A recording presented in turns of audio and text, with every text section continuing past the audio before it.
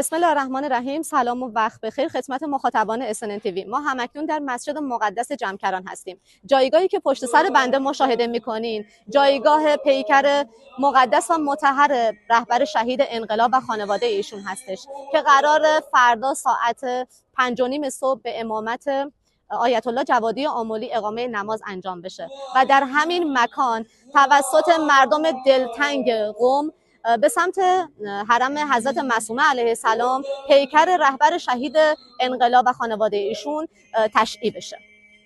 این کتاب رو بر تو نازل کردیم در حالی که این کتاب بیانگر همه چیز است. همه چیز در این کتاب هست.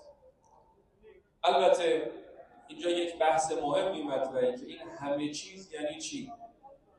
آیا همه دانش‌ها، علم فیزیک، علم زیست‌شناسی، علم شیمی، علم ریاضیات، انواع و اقسام